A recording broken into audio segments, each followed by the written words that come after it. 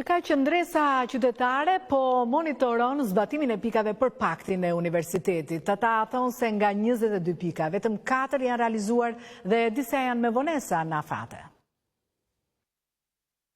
Ashtu siç edhe Top Channel ka treguar situatën në universitete që pas protestës, edhe monitorimit 3 mujor i qëndresës qytetare djerë në pa shtyrjen e realizimit të kërkesave të studentëve.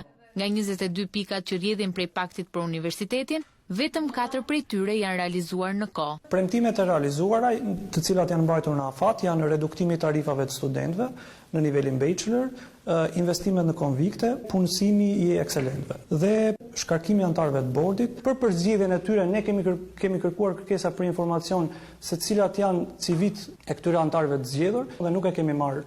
Sipas monitorimit për periudhën janar deri më 22 mars, 10 premtime kanë qenë të parealizuara, si dhe 2 të tjera janë mbajtur jashtë afatit të caktuar. Nga pakti për universitetin kishim muaj i shkurt si afat për të realizuar VKM të cilat do jetësonin kartën e studentit, e cila nuk funksionon, për biblioteka online, ashtu si edhe për portalin e transparencës, kryeministri e premtoi në janar, afati u shtyp për në mars. Ndërkohë që 6 pika të tjera kanë hapësirë realizimi deri në muajin qershor. Për sa i përket kontrollit antiplagjatura, krijimit të arkivit digjital, ligjit të ri të kodit të sjelljes për integritetin e kërkimit shkencor, janë pika të cilat janë premtuar të realizohen deri në muajin qershor dhe ne jemi duke pritur, duke monitoruar situatën. Megjithatë, problematike mbetet sërish transparenca, edhe pse këtë të hënë u lançua portali për shqetësimin e studentëve, ku universitetet do të tregojnë financat, një urdhër i mëparshëm i Ministrisë së Arsimit i dal në janar që detyronte të gjitha universitetet